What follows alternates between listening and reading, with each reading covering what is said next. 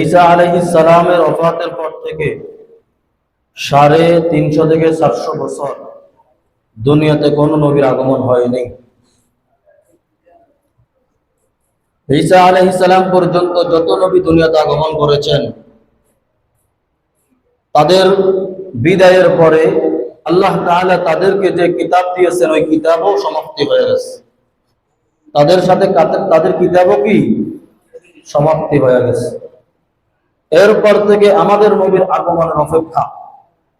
কারণ পৃথিবীর জমিনের মধ্যে আল্লাহ তাআলা আদম আলাইহিস সালাম থেকে শুরু করে যত নবী দুনিয়াতে প্রেরণ করেছেন, প্রত্যেক নবী একথা জানতেন দুনিয়ার জমিনের মধ্যে একজন আখিরি নবী আসবে যার থেকে সম্মানিত আর কোনো নবী নাই। সুবহানাল্লাহ বলেন। যার থেকে সম্মানিত আর কোনো নবী নাই। একথা সকল নবী জেনে দুনিয়া থেকে বিদায় নিয়েছেন। এবং কি ঈসা আলাইহিস সালামের কিতাবের মধ্যে এই কথা উল্লেখ ছিল যে আপনার পরের সিরিয়াল সেই নবীর সিরিয়াল। সুবহানাল্লাহ। মাঝখানে কিছু সময় অতিবাহিত হবে, অতিবাহিত হয়ে মানুষ গোমরা হবে, মানুষ জাহালাতের মধ্যে পড়ে যাবে। মানুষকে জাহালাত থেকে গোমরা থেকে দূর করার জন্য আলোর পথে আনার জন্য একজন নবী দুনিয়াতে আগমন করবেন। সুবহানাল্লাহ। ওই নবী দুনিয়াতে শুধু আরবের জন্য নয়, শুধু একটা জাতি গোষ্ঠীর জন্য নয়, শুধু মানুষের জন্য নয়, শুধু অন্যান্য মাখলুকের জন্য নয়, কুল কায়নাত অর্থাৎ আসমান জমিন যত কিছু রয়েছে সব কিছুর জন্য তিনি নবী। সুবহানাল্লাহ। এই কথা আল্লাহ তাআলা জানিয়ে দিয়েছেন এর পূর্বেই।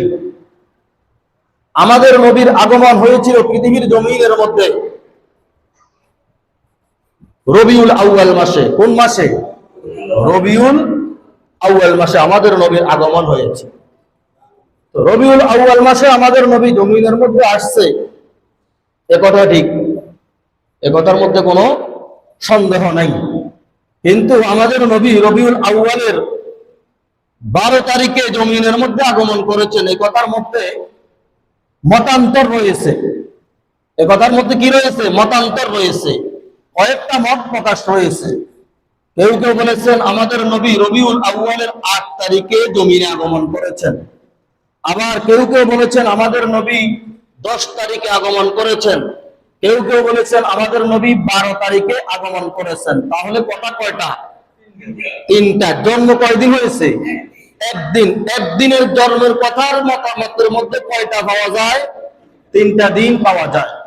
এই 3 দিনের মধ্যে 12 রবিউল আউয়াল যে একেবারেই সকল সত্য কথা, এটার প্রমাণ একেবারে নাই। কিন্তু 12 রবিউল আউয়ালের মধ্যে আমাদের নবীর ওফাত হয়েছিল দুনিয়ার জমিন থেকে। দুনিয়ার জমিন থেকে কি হয়েছে? ওফাত হয়েছে, ইন্তেকাল হয়েছে। এই কথার মধ্যে কাহার কোনো মতান্তর নাই, কাহার কোনো কি নাই? মতান্তর নাই। মনের মধ্যে বিভিন্ন ধরনের মতামত থাকতে পারে, এই তারিখ নিয়ে কোনো মতামত নাই যে 12 রবিউল আউয়ালের মধ্যে আমাদের নবী জমিন থেকে বিদায় নিয়েছেন এবং দিনটা ছিল সোমবার। দিনটা ছিল কি বার? সোমবার। আমাদের নবী জমিনে আগমন করেছেন সোমবারে সুবহ সাদেকের সময়। এবং কি এই সোমবারের দিনে আমাদের নবী রোজা রাখতেন। সুবহানাল্লাহ বলেন। সাহাবায়ে কেরাম যখন জিজ্ঞাসা করলেন ইয়া রাসূলুল্লাহ, ইয়া হাবিবাল্লাহ, আপনি সোমবারে কেন রোজা রাখেন? তখন নবীজি সাল্লাল্লাহু আলাইহি ওয়াসাল্লাম বলেছেন যে আমি সোমবারে দুনিয়াতে আগমন করেছি, এজন্য আল্লাহ তাআলার শুকরিয়া স্বরূপ সোমবারে রোজা রাখি। আর বৃহস্পতিবার রোজা রাখতেন, প্রতি বৃহস্পতিবার রোজা রাখতেন। সাহাবায়ে কেরাম জিজ্ঞাসা করলেন ইয়া রাসূলুল্লাহ, ইয়া হাবিবাল্লাহ, আপনি বৃহস্পতিবার কেন রোজা রাখেন? তখন আমাদের নবী জবাব দিলেন, বৃহস্পতিবারে আল্লাহ রাব্বুল আলামিনের দরবারে আমলনামা পেশ করা হয়, এজন্য আমি রোজা রাখি, আমার আমলনামা যেন রোজা অবস্থায় পেশ করা হয়। সুবহানাল্লাহ। তাহলে এই 2টা দিন আমাদের নবী পালন করতেন রোজার মাধ্যমে। কিসের মাধ্যমে? রোজার মাধ্যমে। জন্মদিন পালন করতেন কিসের মাধ্যমে? আপনারা জবাব দেন। জন্মদিন পালন করতেন কিসের মাধ্যমে? রোজার মাধ্যমে। এবং কি বৃহস্পতিবার রোজা রাখতেন, আমলনামা আল্লাহর দরবারে পেশ করা হয় এজন্য। এবার আসেন 12 রবিউল আউয়ালে পৃথিবীর মধ্যে বর্তমানে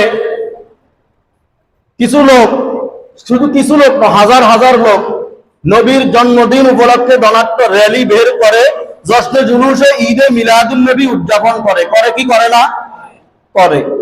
কেন করে এ বিষয়ে আমরা কিছু কথা বলবো, এবং কি এটা শরীয়ত সম্মত কিনা এই বিষয়ে কিছু কথা বলবো। আমাদের নবীর পূর্বের যেই নবী দুনিয়ার জমিন থেকে অবাক হয়ে গেছে, সরাসরি আসমানে চলে গেছেন, ওই নবীর নাম হচ্ছে হযরত ঈসা আলাইহিস সালাম। নবীর নাম কি? হযরত ঈসা আলাইহিস সালামের উপরেও আল্লাহ রাব্বুল আলামিন একটা কিতাব নাজিল করেছেন। ওই কিতাবের নাম হচ্ছে ইনজিল কিতাব। কিতাবের নাম কি? ইনজিল কিতাব।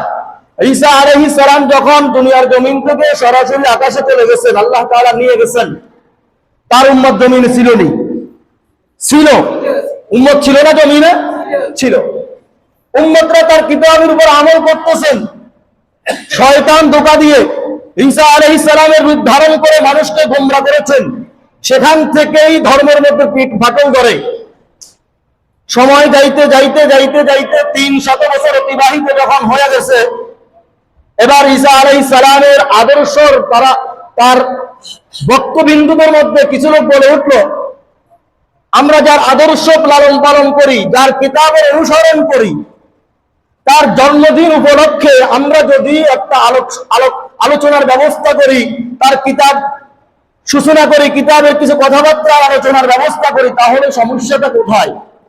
এই কথা তিনি ঘোষণা করছেন। তাদের মধ্যে থেকে কেউ একজন ঘোষণা করার পরে কেউ কেউ মতামতে সহমত দিয়েছিলেন, আর যারা প্রকৃতপক্ষে ঈসা আলাইহিস সালামের অনুসারী ছিলেন তারা কি বলেছেন?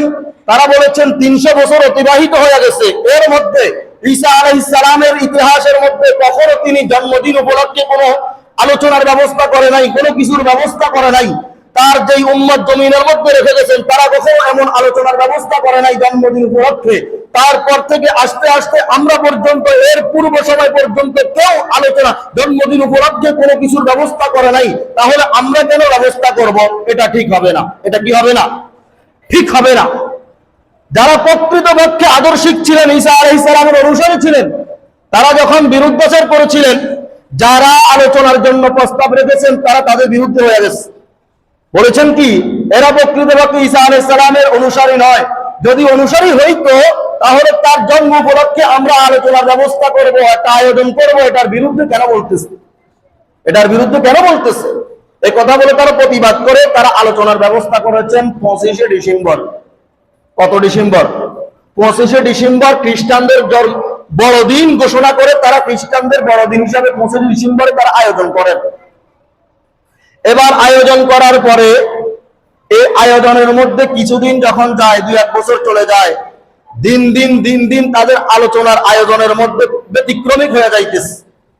কেউ কেউ বলে উঠছেন, আমরা এত সুন্দর একটা আয়োজন করি, আয়োজনের মধ্যে কোনো রসকস নাই, একটা গানের ব্যবস্থা নাই, দোলের ব্যবস্থা নাই, মজা পাওয়া যায় না, তৃপ্তি পাওয়া যায় না।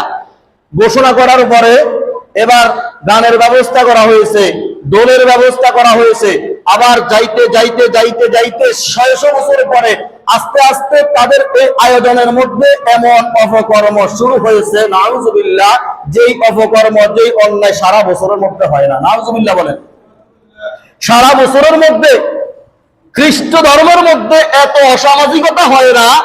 নবীর জন্মদিন পালনের দিন, বড়দিন ঘোষণা করে তারা যত অসামাজিকতা করে, নাউজুবিল্লাহ। এত নারীর ইজ্জত নষ্ট হয় ওই দিনে, এত ব্যভিচার হয় ওই দিনে, এত গান বাজনা হয়, এত মদ জুয়ার আসর হয় ওই দিনে। সেই দিনটা কোন দিন? 25শে ডিসেম্বর, ঈসা আলাইহিস সালামের জন্মদিন উপলক্ষে। নাউজুবিল্লাহ। 600 বছর পরে আমাদের নবী ওফাতের প্রায় 300 বছর অতিবাহিত হয়ে গেছে। এরপরে ইরাকের একজন বাদশাহ, কোন দেশের বাদশাহ?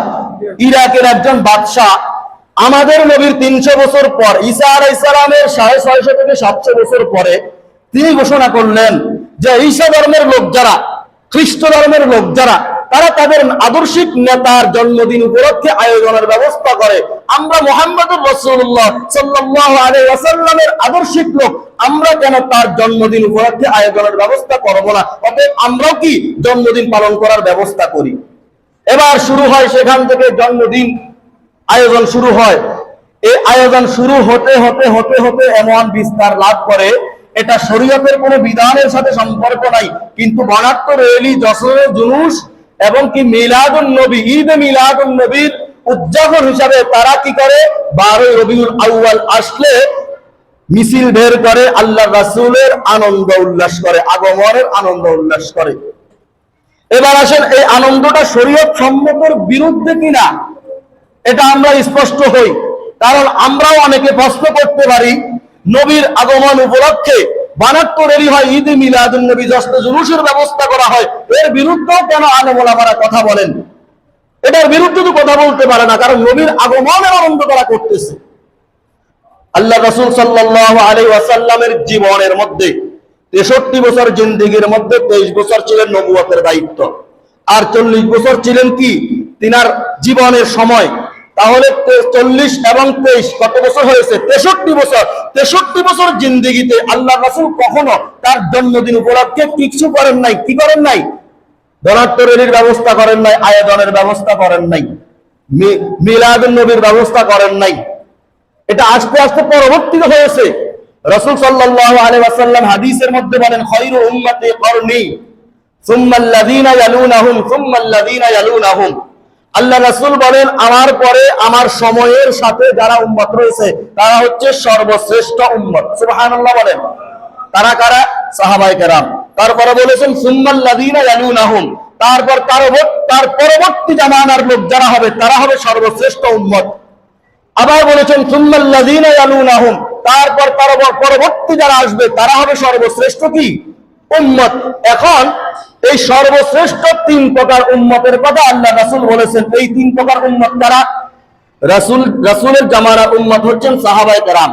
রাসূলের জামানার উম্মত কারা? সাহাবায়ে কেরাম। সাহাবায়ে কেরামের পরবর্তী উম্মত হচ্ছে তাবেঈ। তাবেঈর পরবর্তী উম্মত হচ্ছে তাবেঈ।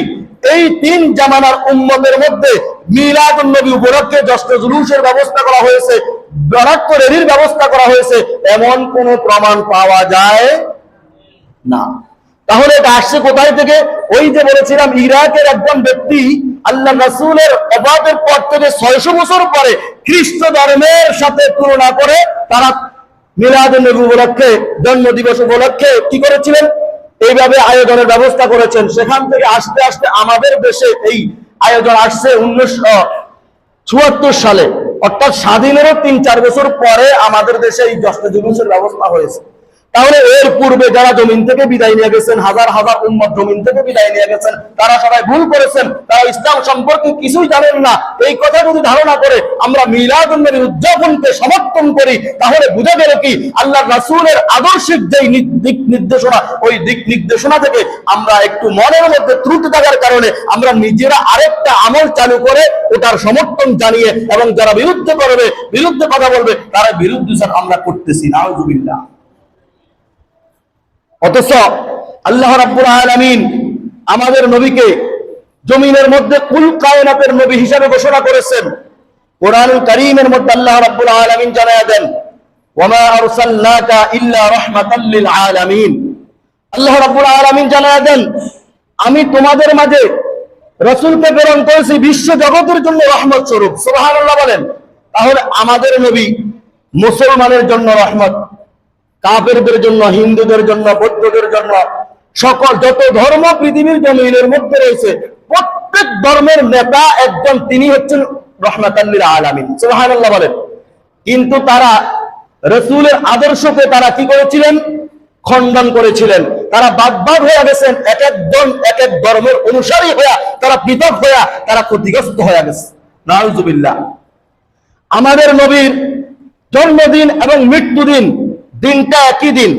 দিনটা কি? একই দিন, 12 রবিউল আউয়াল। মতান্তরের মধ্যে আমরা 12 রবিউল আউয়ালে নবীর জন্মদিন পাই, এবং মতান্তর ছাড়া 12 রবিউল আউয়াল মৃত্যুদিন পাই। আচ্ছা বলুন তো, কোন একজন ব্যক্তি একই দিনে জমিনের মধ্যে আগমন করেছে, আবার একই দিনে মৃত্যুবরণ করেছে, তাহলে আমরা কি তার আগমনে সকালবেলা আনন্দ করি? তার আগমনে ওই দিনের মৃত্যুর শোক মনের মধ্যে আনি, নাকি তার ওই দিনে আমরা কি করে আনন্দ উল্লাস করি? কোনটা করব? শোকটা অন্তরের মধ্যে চলবে। যেহেতু 12 রবিউল আউয়ালে আমাদের নবীর ওফাত হয়ে গেছে, আমাদের নবী জমিন থেকে বিদায় নিয়ে চলে গেছেন, তাহলে ওই দিনের র্যালি, আনন্দের র্যালি যেটা বের করা হয়, এটা সম্পূর্ণ ইসলাম বিরোধী কাজ। সম্পূর্ণ কি বিরোধী কাজ? ইসলাম বিরোধী কাজ। তাদের যুক্তির মধ্যে অনেক কথা পাওয়া যায় যে কথার সাথে ইসলামের সাথে কোনো সম্পর্ক নাই। তারা কি যুক্তি দেয়?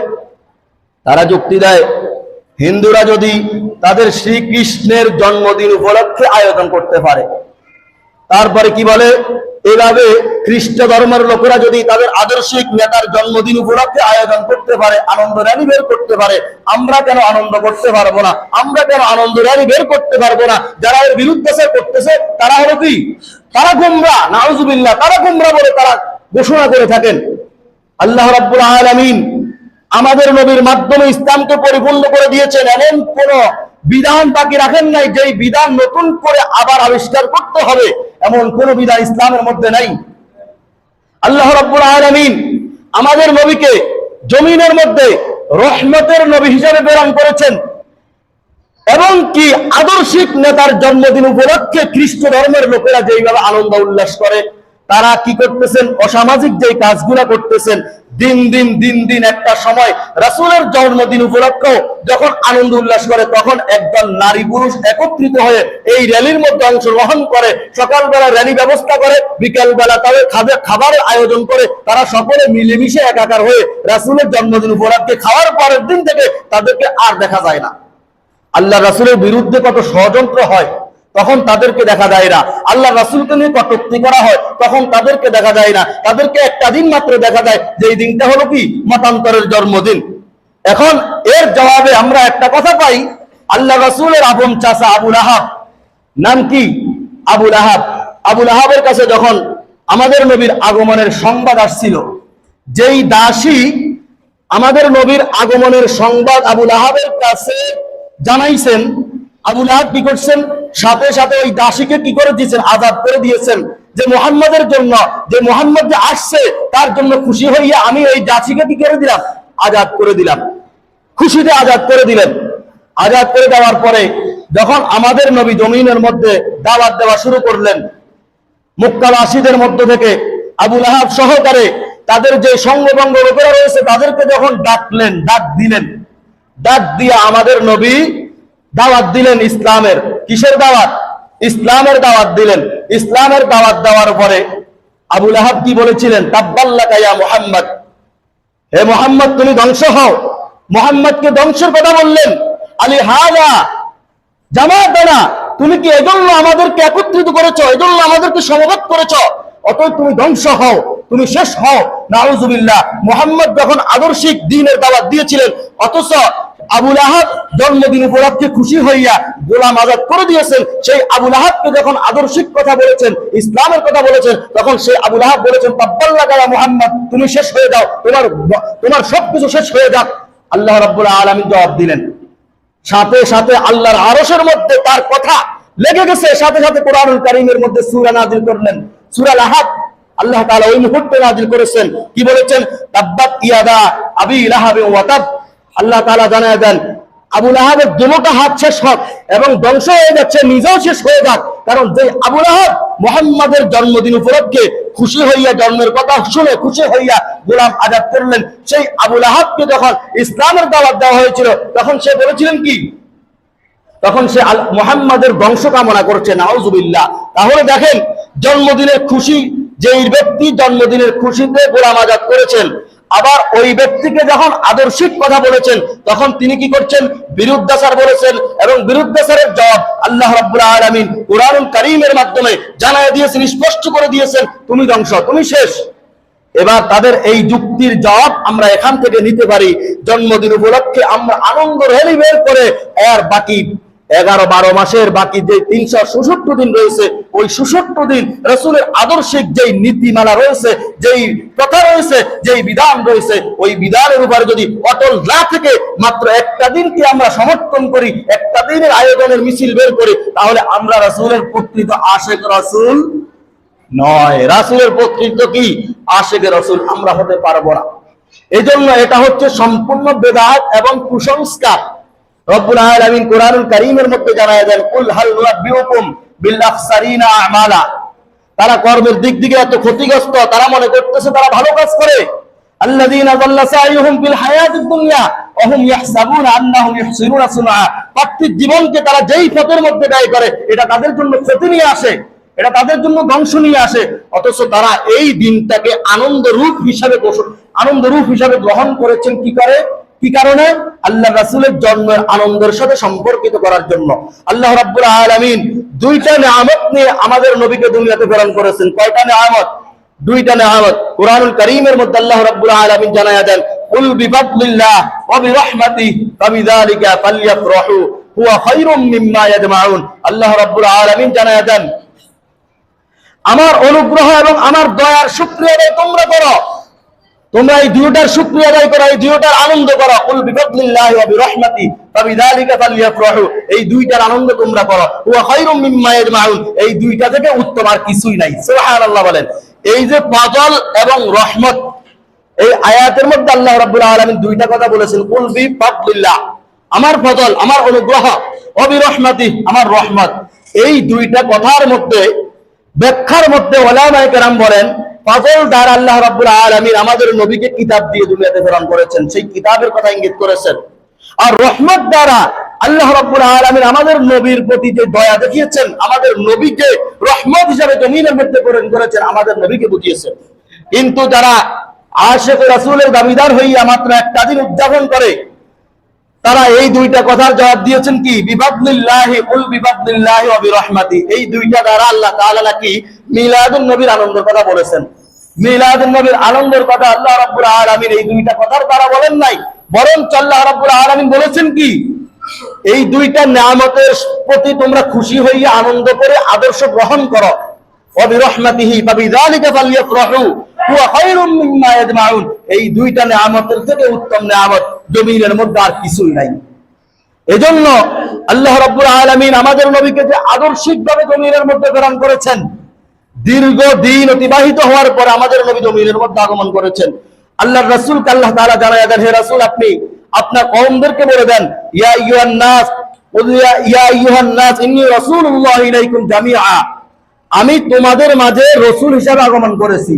আমি তোমাদের মাঝে কি হিসাবে আগমন করেছি? রাসূল হিসাবে আগমন করেছি।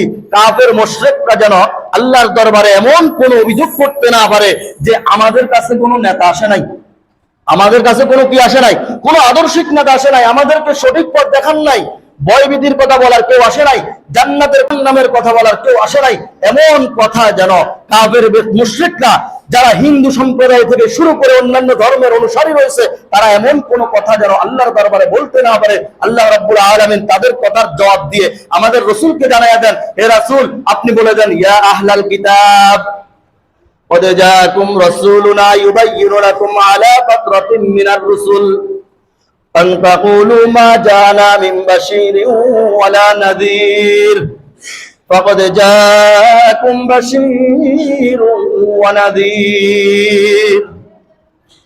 আল্লাহ রাব্বুল আলামিন জানায়া দেন, হে রাসূল, আপনি আহলে কিতাবদেরকে ডাক দিয়া বলেন, আপনার কওমের লোকদেরকে ডাক দিয়া বলেন, কুল ইয়া আহলাল কিতাব قد جاءكم رسولنا يبين لكم على فترة من الرسل। দীর্ঘদিন নবীর দরজা বন্ধ ছিল, দীর্ঘদিন জমিনের মধ্যে কোন নবীর আগমন হয় নাই। তোমাদের মনের যে আকাঙ্ক্ষা রয়েছে, সেই আকাঙ্ক্ষা পূরণের জন্য আল্লাহ রাব্বুল আলামিন আমাকে জমিনের মধ্যে রাসূল হিসাবে প্রেরণ করেছেন। সুবহানাল্লাহ বলেন।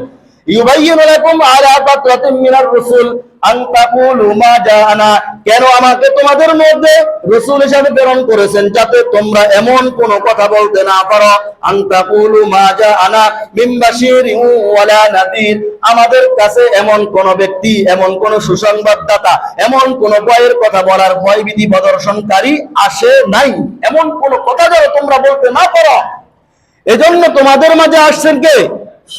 على فترة من الرسل أن تقولوا ما جاءنا من بشير ولا نذير ফাকাদ জাআকুম বাশীরুন ওয়া নাযীর, তোমাদের মাঝে সুসংবাদদাতাও এসেছে, তোমাদের মাঝে এমন ব্যক্তিকে আমি প্রেরণ করেছি যেই ব্যক্তি তোমাদেরকে জান্নাতের কথা বলবে, যেই ব্যক্তি তোমাদেরকে জান্নাতের সুসংবাদ দিবে, যেই ব্যক্তি তোমাদেরকে জাহান্নামের ভয়ের কথা বলবে। ফাকাদ জাআকুম বাশীরুন ওয়া নাযীর, তোমাদের মাঝে এই দুই কথা, দুইটা সুসংবাদের কথা, ভয়ের কথাও বলার জন্য লোক আসছে এবং কি সুসংবাদের কথা, জান্নাতের কথা বলারও লোক আসছে। অতএব তোমরা এই অভিযোগ করে আমি আল্লাহর দরবারে পার হওয়ার কোনো সুযোগ নাই। অতএব ইসলাম পরিপূর্ণ ধর্ম। ইসলাম পরিপূর্ণ কি ধর্ম? ইসলাম ধর্মের মধ্যে এমন কোন আমল বাকি নাই যে আমলটা আমরা নতুন করে করতে হবে, নতুন করে আশিকে রাসূলের আদর্শিক হিসাবে সওয়াবের নিয়তে করব এবং কি সেটা শরীয়ত সম্মত কিনা এটার যাচাই বাছাই করব না, তাহলে আমরা পরিপূর্ণ আশিক রাসূল হতে পারবো না। আবু লাহাব তো রাসূলের আশিক ছিলেন। আবু লাহাব রাসূলের আশিক ছিলেন না? রাসূলের আগমনের কথা শোনার সাথে সাথে গোলাম আযাদ করে দিয়েছেন। আবার সেই আবু লাহাব রাসূলের আদর্শিক কথা শ্রবণ না করে উল্টা রাসূলের ধ্বংস কামনা করেছেন। তাহলে আমরা যদি আগমনের জন্য আমরা যদি আনন্দ করতে পারি, তাহলে তার জীবনের 63 বছর জীবনের মধ্যে 23 বছরের যে আদর্শিক কথা রয়েছে ওই আদর্শকে যদি আমরা গ্রহণ না করে আমরা বিভিন্ন কথার উদাহরণ দিয়ে, হিন্দুদের কথার উদাহরণ দিয়ে, বৌদ্ধদের কথার সাথে যুক্তি দিয়ে, খ্রিস্টানদের কথার সাথে যুক্তি দিয়ে আমরা রাসূলের মিলাদুন নবী নামে উদযাপন করি, তাহলে সেটা শরীয়ত তো সমর্থন করে না। এটা হচ্ছে ইসলামের সাথে একটা নিজেকে গম্ভীরতা দেখিয়ে ইসলামকে কি করে প্রশ্নবিদ্ধ করা। কারণ আল্লাহ রাসূল সাল্লাল্লাহু আলাইহি ওয়াসাল্লাম শেষ সময় আসছে যখন বিদায় হজের ভাষণ, যেই ভাষণে আল্লাহর রাসূলের শেষ ভাষণ ছিল, সেই ভাষণের মধ্যে আল্লাহ রাসূল কি বলেছেন?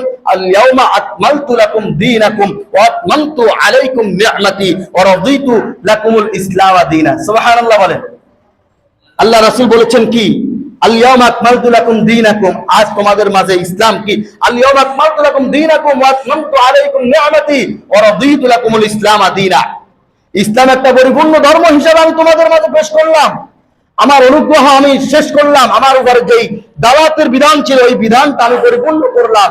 আল্লাহ রাসূল পরিপূর্ণ করে গেছেন। আর আমরা হিন্দু সম্প্রদায়ের কথা যদি বলি, বৌদ্ধ সম্প্রদায়ের কথা যদি বলি, খ্রিস্টানদের সম্প্রদায়ের কথা যদি বলি, এই কথা বলে আমরা উদাহরণ দেই, এই যুক্তি তাদের আছে, এই যুক্তি তাদের আছে। কিতাবের মধ্যে ওলামায়ে কেরাম বলেন তারা মিলাদুন নবীর উদযাপনের সাথে তারা খ্রিস্টানদের সূচনা, খ্রিস্টানদের কি করে তুলনা করে, তারা আনন্দ করে, আমরা কেন করবো না? তারা হিন্দুদের তুলনা করে, তারা তাদের শ্রীকৃষ্ণের জন্মদিন উপলক্ষে আনন্দ করে, আমরা কেন করবো না? অথচ আল্লাহ রাসূল আনন্দ করেছেন রোজার মাধ্যমে। কিসের মাধ্যমে? কিসের মাধ্যমে? রোজার মাধ্যমে। 12 রবিউল আউয়ালে আল্লাহ রাসূল রোজা রাখছেন। আমরাও যদি কোনো দোয়ার আয়োজন করি, কোনো মাহফিলের ব্যবস্থা করি, এই দোয়া এবং মাহফিলটা হতে হবে সিরাতুন নবী। কি নবী? সিরাতুন নবী। মিলাদ হচ্ছে একটা দিন, একদিন জন্ম হয়েছে, একদিনের জন্মের কারণে যদি আমরা আয়োজন করি, আর বাকি 63 দিনের সিরাত সম্পর্কে, 63 বছরের সিরাত সম্পর্কে আমরা যদি ঘোষণা না করি, আয়োজনের ব্যবস্থা না করি, সিরাতের ব্যবস্থা না করি, তাহলে আমরা সেই আনন্দের মধ্যে পড়বো না। আউযুবিল্লাহ। যেই আনন্দ তারা একটা দিন করে বাকি বছরের মধ্যে আর খবর রাখে নাই। এজন্য এই রবিউল আউয়াল মাস চলতেছে, রবিউল আউয়াল মাসে আগামীকালকে 12 তারিখ, যেই দিন আমার রাসূলের ওফাত হয়েছে, যেই 12 তারিখে আমার রাসূল 63 বছর জিন্দেগি শেষ করে জমিন থেকে ওফাত হয়েছেন। আসলে এই দিনটাকে আমরা শোকের দিন হিসেবে গ্রহণ করতে পারি, এই দিনে আমরা কান্নাকাটি করতে পারি, এই দিনে আমরা রোজা রাখতে পারি। এগুলো না করে আমরা কি করি? জশ্নে জুলুসের ব্যবস্থা করি না, আউযুবিল্লাহ, যেটার সাথে শরীয়তের কোনো সম্পর্ক নাই। যেখানে নারী পুরুষ, বিভিন্ন দেশের মধ্যে আপনারা দেখবেন খবর পত্রিকার মধ্যে প্রচার হয়, নারী পুরুষ একাকার হইয়ে নবীর মিলাদুন নবী উদযাপন করে, দোল তবলার ব্যবস্থা করে। নাউজুবিল্লাহ বলেন। যেই দোল তবলা খ্রিস্টীয় ধর্মের লোকেরা কি করে? তাদের বড়দিন পালন করার সময় ব্যবস্থা করে। নাউজুবিল্লাহ। তাহলে আমাদের নবীর জন্মদিন আমাদের নবী যেইভাবে পালন করেছেন, যেইভাবে আমাদেরকে দিক নির্দেশনা দিয়েছেন, আদর্শের কথা বলেছেন, আমরাও সেইভাবে পালন করব। রোজার মাধ্যমে শুকরিয়া আদায় করব, কান্নাকাটির মাধ্যমে আমাদের নবীর ওফাতের কথা স্মরণ করব। 63 বছর জিন্দেগি পার করে এই 12 রবিউল আউয়ালের মধ্যে আমাদের নবী জমিন থেকে চিরতরে বিদায় নিয়ে চলে গেছেন, আমাদেরকে এতিম করে দুনিয়ার জমিন থেকে চলে গেছেন।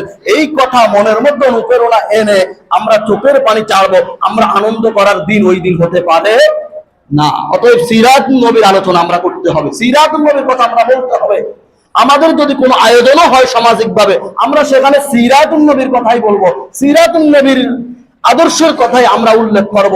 আল্লাহ রাসূল সাল্লাল্লাহু আলাইহি ওয়াসাল্লাম হাদিসের মাধ্যমে আমাদেরকে যে আদর্শের কথা বলেছেন, 63 বছর জিন্দেগির মধ্যে যে আদর্শ বাস্তবায়ন করার জন্য বলেছেন, ওই আদর্শ বাস্তবায়ন করে যেটা বেদাত, যেটা কুফতা, যেটা কি করা কুফতা, এই সমস্ত কুসংস্কার এবং কুফতা থেকে আমরা যেন বেঁচে থাকতে পারি, আমাদের ঈমান নিয়ে যেন আমরা কবরে যাইতে পারি, নবীর পরিপূর্ণ আশিক হইয়া, নবীর পরিপূর্ণ আদর্শের বাস্তবায়ন দাবিদার হইয়া আমরা যেন মৃত্যুবরণ করতে পারি, ঈমানের সাথে মৃত্যুবরণ করতে পারি। আল্লাহ রাব্বুল